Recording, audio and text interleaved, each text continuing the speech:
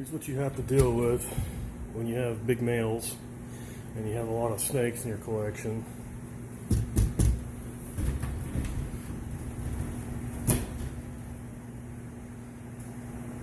This is what the people wanting to get into retics have to be very careful of when these snakes become mature and you have a lot of them.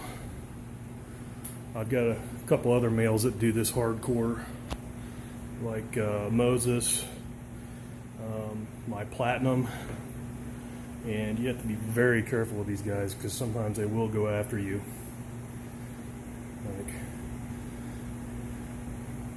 I always used to hear the stories.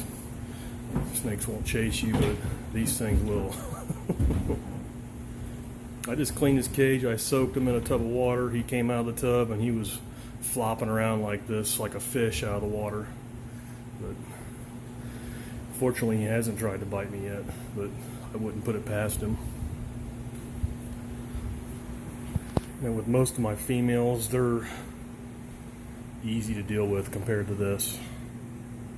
So eventually I really want to get at least my males into, or everything into really big enclosures.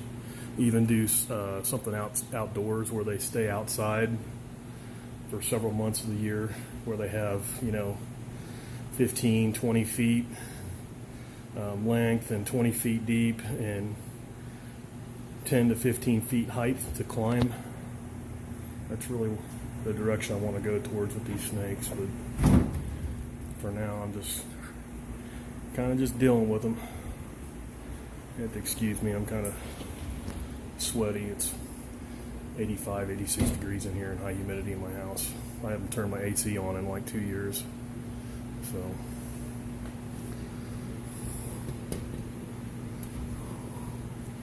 Some of these males can go psycho, absolutely psychotic. So if you're dealing with something that's doing this, for those of you that don't have a lot of experience with these, and you're just encountering a male that's starting to do this, you're best to leave him in the cage.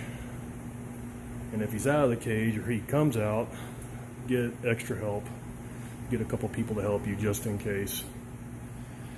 Because if you did take a bite from one of these, generally when these males go to bite, when they're acting in this manner, when they bite, they try to hurt you. And they'll try to inflict maximum damage. It's just a male thing. I've seen them slice themselves open.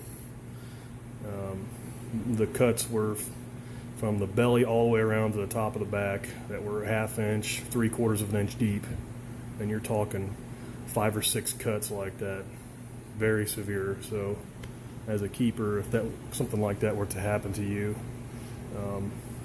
in the wrong spot, you'd be hard pressed to get to the hospital in time if it did hit you in like an artery or something like that. But anyway, guys, happy retic keeping.